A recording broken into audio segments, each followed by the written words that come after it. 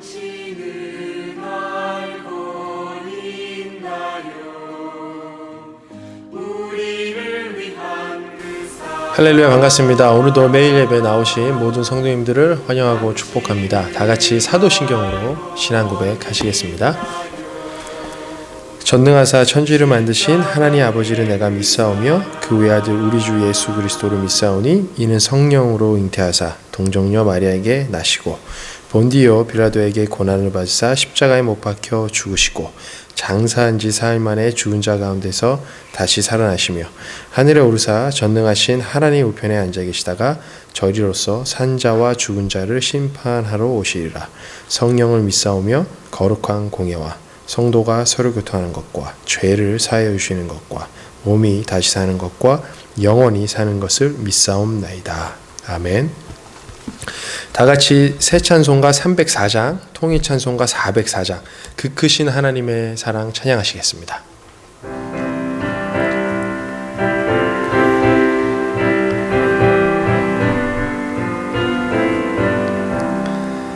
그 크신 하나님의 사랑 말로 다 영 못하네. 저 높고 높은 별을 넘어 이 낮고 낮은 땅 위에 죄범한 영혼 구하려 그 아들 보내사 화목죄로 삼으시고 죄 용서하셨네. 하나님 크신 사랑을 증량 다 못하네. 영원히 변치 않는 사랑 성도여 찬양하세. 괴로운 시절 지나가고 땅 위에 여호와 쇠할 때 주 믿지 않던 영혼들은 큰 소리 외쳐 울어도 주 믿는 성도들에게 큰 사랑 베푸사 우리의 죄 사했으니 그 은혜 있을까. 하나님 크신 사랑을 증량 다 못하며 영원히 변치 않는 사랑 성도여 찬양하세. 하늘을 두루마리 삼고 바다를 물 삼아도 한없는 하나님의 사랑 다 기록할 수 없겠네. 하나님의 크신 사랑 그 어찌 닿았을까. 저 하늘 높이 쌓아도 채우지 못하리. 하나님 크신 사랑을 증량 다 못하며 영원히 변치 않는 사랑 성도여 찬양하세.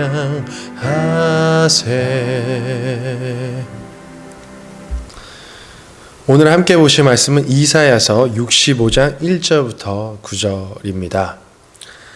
나는 나를 구하지 아니하던 자에게 물음을 받았으며 나를 찾지 아니하던 자에게 찾아냄이 되었으며 내 이름을 부르지 아니하던 나라에 내가 여기 있노라 하였노라.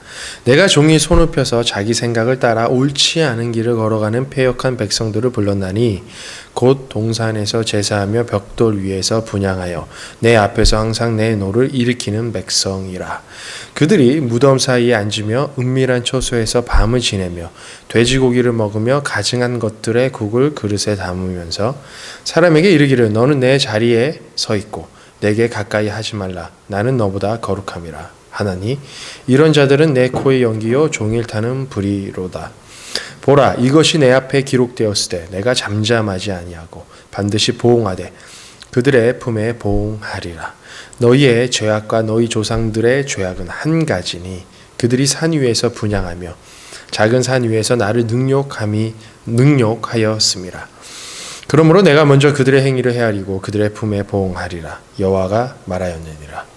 여호와께서 이와 같이 말씀하시되 포도송이에는 즙이 있으므로 사람들이 말하기를 그것을 상하지 말라. 거기 복이 있느니라. 하나니 나도 내 종들을 위하여 그와 같이 행하여 다 멸하지 아니하고. 마지막 절 9절입니다. 내가 야곱에게서 씨를 내며 유다에게서 나의 산들을 기업으로 얻을 자를 내리니 내가 택한 자가 이를 기업으로 얻을 것이요 나의 종들이 거기에 살 것이라. 아멘. 바울의 로마서 5장 8절 어떠한 말씀인지 기억하십니까? 우리가 아직 죄인 되었을 때에 그리스도께서 우리를 위하여 죽으심으로 하나님께서 우리에 대한 자기의 사랑을 확증하셨느니라. 예수님께서 저희를 위하여 죽으셨다라는 단어는 이미 완료된 과거 시제로 사용되어졌습니다. 하지만 하나님께서 우리에 대한 자기의 사랑을 확증하셨다라는 단어는 현재 시제로 사용되어졌습니다. 무엇을 말하는 것일까요? 저희를 향한 하나님의 사랑은 시간과 공간의 제한을 받지 않는다는 것입니다.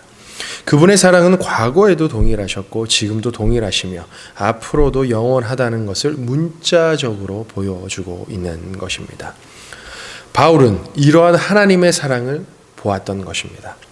복음 들고 생명 걸고 주야로 전도하며 하나님의 말씀을 가르치고 선포할 때 하나님께서 늘 함께 동행하셨음을 본 것입니다.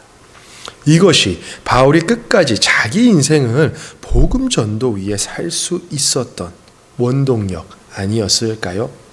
변치 않는 사랑으로 늘 함께 하시는 하나님. 오늘 함께 나눌 이사야서 65장은 마지막 장인 이 66장과 함께 이사야가 그린 비전 속에 하나님의 구원의 사역의 결과를 보여주는 장소입니다. 이사야서 1장부터 39장까지 하나님의 심판의 모습을 보았다면 40장부터 55장까지는 하나님에 대한 구원의 은혜를 볼 수 있었습니다. 이후 56장부터 66장까지는 선지자 이사야가 꿈꾸는 회복의 모습 속에 하나님의 구원의 사역이 최종적으로 성취될 것을 선포하고 있습니다. 특별히 65장과 66장은 이사야 전체를 축소해 놓은 심판과 구원이란 주제를 다시 보여주고 있는 것이죠. 이 주제 속에 단연 주목해서 보아야 할 메시지가 있습니다. 바로 변치 않으시는 하나님의 사랑입니다. 제가 처음 이사야서의 1장에 이 말씀을 나눌 때 설교의 제목 혹시 기억하십니까? 무엇이었습니까? 심판하시나 결국 구원하신다. 사랑하기 때문에 죄악으로 가는 당신의 자녀를 위해 목소리 높여 다시 돌아오라고 말씀하시는 것 아니겠습니까? 사랑하기 때문에 결국 다시 구원하시는 은혜, 바로 오늘 본문 말씀에서도 동일하게 볼 수 있습니다. 하지만 이러한 하나님의 사랑, 죄악 속에 살았던 교만했던 이 이스라엘 백성은 보지 못했습니다. 여전히 우상을 섬기며 하나님을 배신하고 자기 뜻대로 자기가 원하는 대로 살아가는 모습을 보게 됩니다. 거룩한 모습은 찾아볼 수 없습니다. 이러한 모습에 하나님께서 한탄하시며 말씀하십니다. 1절 제가 세번역으로 다시 읽도록 하겠습니다. 나는 내 백성의 기도에 응답할 준비를 하고 있었지만 내 백성은 아직도 내게 요청하지 않았다. 누구든지 나를 찾으면 언제든지 만나려고 준비를 하고 있었지만 아무도 나를 찾지 않았다. 내 이름을 부르지도 않던 나라에게 나는 보아라, 나 여기 있다, 보아라, 나 여기 있다 하고 말하였다. 이사야서 63장 15절부터 64장 12절을 보시면 죄악 가득한 이스라엘 백성을 위한 이사야 선지자의 중보 기도를 볼 수 있습니다. 이 중보 기도의 핵심이 무엇이었습니까? 하나님의 변치 않으시는 자비로운 사랑을 다시 베풀어 달라는 것이었습니다. 죄악을 고백하고 시인함으로 다시 이 못난 백성을 구원해 달라는 탄원서였습니다. 이 간절한 이사야의 기도에 하나님께서 응답하셨다고 저는 확신합니다. 2절 말씀입니다. 제가 다시 한번 세 번역으로 읽도록 하겠습니다.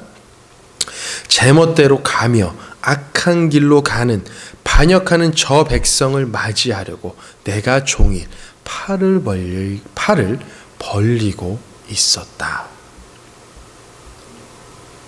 하나님은 기다리고 계셨습니다. 두 팔 벌리며 매일마다 기다리고 계셨습니다.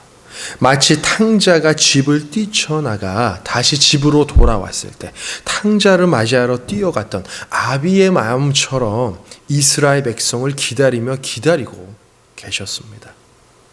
아버지가 탕자를 측은히 여겨서 달려가 그의 목을 껴안고 입을 맞춘 것처럼 하나님도 동일한 마음으로 다시 돌아올 이스라엘 백성을 매일마다 기다리고 계셨습니다. 탕자의 말씀을 보면 측은히라는 단어를 확인하실 수 있습니다. 이 측은히라는 단어 리조마이는 심장과 내장이 끊어질 정도로 안쓰러움을 느끼는 감정입니다. 아버지는 탕자를 얼마나 애타며 기다렸기에 이러한 감정을 느꼈을까요? 얼마나 보고 싶어 했으면 이러한 감정을 느낄 수 있었을까요? 얼마나 사랑했으면 심장과 내장이 끊어질 정도의 안쓰러움 가득 그를 기다리고 있었을까요? 하지만 슬프게도 이스라엘 백성은 완고하고 고집이 센 백성이라 사랑으로 기다리시는 하나님을 보지 못했습니다. 전혀 관심이 없었습니다. 3절입니다. 이 백성은 동산에서 우상에게 제사하며 벽돌 제단 위에 분향하여 내 앞에서 늘 나를 분노하게 만드는 백성이다. 이스라엘 백성은 하나님께 반역하는 백성이었습니다. 먼저 그들은 여전히 우상을 숭배하고 있었습니다. 하나님께서 주신 율법을 지키는 것이 아니라 우상의 제단 위에 분향하며 우상을 자신의 인생의 주인으로 모시고 있었습니다. 그리고 4절을 보시면 그들은 아주 가증한 행동을 하고 있죠. 바로 죽은 자를 기념하고 있었던 것입니다. 레위기 7장을 보시면 분명 하나님께서는 죽은 자를 위한 행위에 대해 경고하셨지만 그들을 아랑곳하지 않았습니다. 눈 깜짝하지 않았습니다. 그리고 그들은 교만했습니다. 5절 다시 한번 제가 세 번역으로 읽도록 하겠습니다. 그러면서도 그들은 다른 사람에게서 멀찍이 서 있어라. 우리는 거룩하니 너희가 우리에게 닿아서는 안 된다. 가까이 오지 말아라 하고 말하는 백성이다. 이런 자들을 내가 참지 못한다. 그들을 향한 나의 분노는 꺼지지 않는 불처럼 타오른다. 우상을 섬기고 율법을 지키고 있었던 이 이스라엘 백성은 율법을 지키지 않았던 이 이스라엘 백성은 스스로 자신들이 거룩하다고 말했습니다. 자기 스스로 거룩하다고 자부하는 이 위선과 교만으로 가득 차 있었습니다. 자, 이러한 백성들, 제멋대로 가며 악한 길로 가는 반역하는 저 백성들을 맞이하려고 하나님께서 어떻게 하고 계셨다고요? 바로 두 팔을 벌려 매일 기다리고 계셨다라는 사실입니다. 하나님의 절절한 짝사랑입니다. 언제 돌아오나 멀리서 애타게 기다리시는 짝사랑입니다. 어찌 보면 애증의 짝사랑인 듯 보입니다. 이제 하나님께서 결단하십니다. 계속해서 6절과 7절을 보시면 하나님께서 반드시 이러한 백성들을 심판하시리라 단언하십니다. 내가 절대로 잠잠히 있지 않겠다 결단하십니다. 기다려도 오지 않는 이 백성들을 이제 심판하시겠다 또 말씀하십니다. 하지만 결과가 어떻습니까? 결국 다시 은혜를 베푸셔서 심판하시나 결국 구원하신다 말씀하십니다. 8절과 9절 보실까요? 세 번역입니다. 주님께서 말씀하신다. 포도송이에 즙이 들어 있으므로 사람들이 그것을 없애지 말아라. 그 속에 복이 들어 있다 하고 말한다. 나도 이와 같이 나의 종들을 생각하여 그들을 다 멸하지는 않겠다. 내가 야곱으로부터 자손이 나오게 하며 유다로부터 내 산을 유업으로 얻을 자들이 나오게 하겠다. 내가 택한 사람들이 그것을 유업으로 얻으며 내 종들이 거기에 살 것이다. 밭을 일구는 농부의 마음은 자신이 땀과 정성을 다해 얻은 모든 결과물에 대해 귀하게 생각합니다. 모양 상관없습니다. 비록 예상과 다르게 밭에서 나온 야채 및 과일들은 온전하지 않고 상했을지라도 사실 쉽게 버리지 못합니다. 아쉬워하며 최대한 살려서 이익을 얻고자 하죠. 농부가 상한 포도송이를 버리지 않기로 결정한 것처럼 하나님께서도 그렇게 하겠다 말씀하십니다. 왜냐하면 비록 100%는 아니지만 상한 포도송이에서 약간의 즙을 만들 수 있기 때문인 것이죠. 이것이 복의 근원의 시작이 될 수 있기 때문입니다. 아브라함을 통해 약속하셨던 이 복의 근원, 그리고 큰 민족을 이루시겠다라는 약속, 비록 이스라엘 백성의 불순종으로 하나님과 맺은 약속을 그때마다 자주 깨트렸지만 여전히 하나님께서는 당신이 하신 이 약속을 성취하려 하십니다. 이것이 은혜 아니겠습니까? 하나님께서는 절대 약속의 말씀을 먼저 깨지 않으십니다. 저희가 감정에 따라 상황에 따라 하나님과 맺은 약속을 항상 깨지 않습니까? 저희가 먼저 이 약속을 잊어버리지 않습니까? 왜 그렇습니까? 바로 두 팔 벌려 나 여기 있다 하시는 하나님, 변치 않으시는 사랑과 자비로 늘 기다리고 계시는 하나님을 바라보지 못하기 때문입니다. 기억하지 못하기 때문입니다. 어떻게 해야 이러한 하나님 다시 바라볼 수 있을까요? 한 선교사가 인디안 부락만을 찾아다니며 선교하다가 어느 날 인디안 추장을 전도하는 데 성공하였습니다. 이 인디안 추장은 예수 그리스도를 구주와 주님으로 영접한 후 그리스도 안에서 삶이 변화되자 어린아이처럼 기뻐하였습니다. 얼마 지난 후 선교사에게 구원받은 것에 대해 감사하고자 사슴 가죽을 가지고 찾아왔습니다. 그는 선물을 드리면서 선교사님, 우리들은 은혜를 입었으면 반드시 갚아야 하기 때문에 이 사슴 가죽을 하나님께 바치기 원합니다 라고 말하였습니다. 선교사는 미안하지만 하나님은 사슴 가죽을 쓸 수가 없습니다 라고 말했습니다. 그러자 인디안 추장은 실망하며 돌아가더니 얼마 후에 아주 멋진 백마를 가지고 다시 찾아왔습니다. 선교사님, 이것은 나와 아주 중요한 사람들만 타고 다니는 귀한 말인데 이 말을 하나님께 바치겠습니다. 선교사는 죄송하지만 하나님께서는 이 말을 받으실 수 없습니다 라고 재차 말했습니다. 추장은 더욱 낙심하여 돌아갔고 그 다음에는 뼈로 만든 머리 장식을 가지고 다시 왔습니다. 머리 장식을 보고 이상히 여긴 선교사가 왜 이것을 드립니까? 라고 물어보니 이 장식은 추장의 상징으로서 나의 권위와 명예까지도 다 주님께 바친다는 마음의 표현입니다. 내가 그렇게 하는 이유는 그분이 나를 구원하셨기 때문입니다. 그러나 이번에도 선교사는 미안하지만 하나님께서는 이 장식이 쓸모없습니다 라고 거절했습니다. 그러자 추장은 낙심하면서 바로 그 자리에서 그러면 내가 무엇을 바칠 수 있겠습니까? 지금까지의 저희 소중한 모든 것을 다 바쳤고 이제는 제 몸밖에 남지 않았습니다 라고 말했습니다. 그러자 선교사는 밝은 표정으로 이렇게 말했습니다. 하나님께서는 바로 당신의 존재를 원하십니다. 그리고는 성경을 펼쳐 인디안 추장에게 로마서 한 구절을 읽어주었습니다. 바로 로마서 1장과 로마서 12장 1절과 2절입니다. 형제자매 여러분, 그러므로 나는 하나님의 자비하심을 힘입어 여러분에게 권합니다. 여러분의 몸을 하나님께서 기뻐하실 거룩한 산 제물로 드리십시오. 이것이 여러분이 드릴 합당한 예배입니다.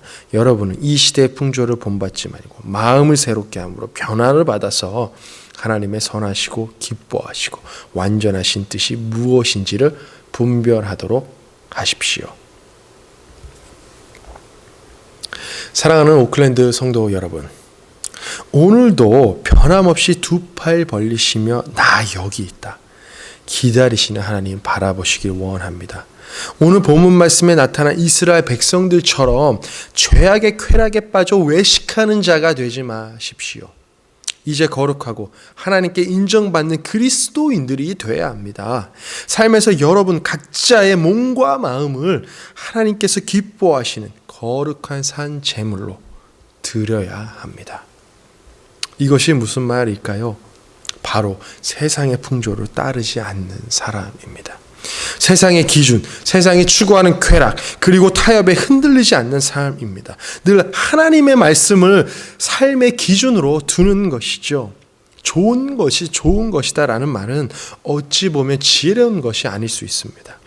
만약 좋은 것의 기준이 나의 생각이고 고집이라면 어찌 거룩한 삶을 추구한다 말할 수 있겠습니까? 하나님의 말씀을 기준 삼아 저희는 지혜롭게 모든 것들을 분별해서 하나님께서 기뻐하시는 것이 무엇인지 늘 고민해야 합니다. 특별히 이 고난주간 십자가 지신 예수 그리스도를 더욱 바라보며 거룩한 사람으로 나아가야 합니다. 여러분뿐만이 아닙니다. 여러분의 배우자, 그리고 자녀, 그리고 여러분과 관계된 모든 사람들 또한 이 고난주간 예수 그리스도의 보혈을 의지하여 다시 거룩한 삶으로 나아갈 수 있도록 축복의 통로로 사용되어져야 합니다. 기도해야 합니다. 거룩한 나, 그리고 거룩한 가정, 그리고 내가 어디든지 서 있던 모든 자리가 예수 그리스도의 사랑과 향기가 되어야 될 줄 믿습니다. 스스로 거룩하다라고 말했던 이 교만했던 죄악 가득했던 이스라엘 백성들의 모습이 아니라 하나님의 율법에 순종하며 우상을 버리고 오직 하나님만 섬기는 거룩한 삶으로 나아가야 합니다. 아니, 나아가야만 합니다. 이렇게 살 수 있는 원동력, 바로 변치 않는 사랑으로 늘 함께 하시는 하나님이 계시다는 사실을 잊지 마십시오. 날 구원하시려 십자가 지신 예수 그리스도께서 나를 위해 그 사랑 확증했음을 잊어버리지 마시기 바랍니다. 기억하시기 바랍니다. 지금 어떠한 상황과 감정 가운데 그리고 문제 가운데 계신지 저는 사실 알 수 없습니다. 하지만 변치 않는 사랑으로 늘 함께 하시는 하나님 다시 바라보시기 소망합니다. 만약 비록 지금 다시 일어설 수 없는, 늘 실망시키는 습관적인 죄로 인해 낙심하고 계시다면 좌절할 필요 없습니다. 변치 않는 사랑으로 늘 함께 하시는 나 여기 있다 두 팔 벌려 매일마다 기다리고 계신 하나님 계심을 믿으시기 바랍니다. 마지막으로 다시 한번 로마서 5장 8절 말씀 선포하며 설교를 마칩니다. 우리가 아직 죄인 되었을 때 그리스도께서 우리를 위하여 죽으심으로 하나님께서 우리에 대한 자기의 사랑을 확증하셨느니라. 아멘. 나 여기 있다. 두 팔 벌려 기다리시는 그 하나님 바라보시는 축복된 삶 되시길 기도하겠습니다. 다 같이 기도하시겠습니다. 사랑의 예수님, 고난 주간을 보내고 있습니다. 보혈의 십자가, 소망의 십자가, 구원의 십자가 다시 바라봅니다. 죽을 수밖에 없는 저희들을 두 팔 벌려 나 여기 있다 기다리시는 하나님 다시 바라봅니다. 그리고 고통 속에 십자가 지시려 두 팔 벌려 피 흘리신 예수님의 그 사랑 다시 바라봅니다. 그리고 거룩하지 못했던 삶을 다시 회개합니다. 예수 그리스도의 보혈의 피로 깨끗게 하시고 회복시켜 주시옵소서. 그래서 이제는 주님의 자녀로 당당하게 말씀 붙들고 거룩한 삶으로 나아갈 수 있도록 인도하여 주시옵소서.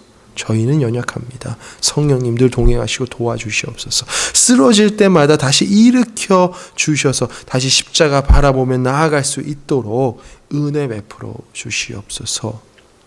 감사드리며 예수님의 이름으로 기도하였습니다. 아멘. 다 같이 주기도문으로 예배를 마치도록 하겠습니다. 하늘에 계신 우리 아버지여, 이름이 거룩히 여김을 받으시오며 나라가 임하옵시며 뜻이 하늘에서 이루어진 것 같이 땅에서도 이루어지이다. 오늘 우리에게 일용할 양식을 주시옵고 우리가 우리에게 죄진 자를 사하여 준 것 같이 우리 죄를 사하여 주시옵고 우리를 시험에 들게 하지 마시옵고 다만 악에서 구하시옵소서. 나라와 권세와 영광이 아버지께 영원히 있사옵나이다. 아멘. 오늘도 예배 참석해 주셔서 감사합니다. 늘 계신 곳에서 건강하시고 평안하시길 기도합니다. 그리고 금요일날 성금요 예배 때 다시 뵙도록 하겠습니다. 고난 주간을 맞이하여 예수 그리스도의 그 십자가의 사랑, 은혜 바라보셔서 거룩한 삶으로, 은혜의 삶으로 나아가시는 모든 성도님들 되시길 또한 기도하겠습니다. 감사합니다. 십자가의 그 사랑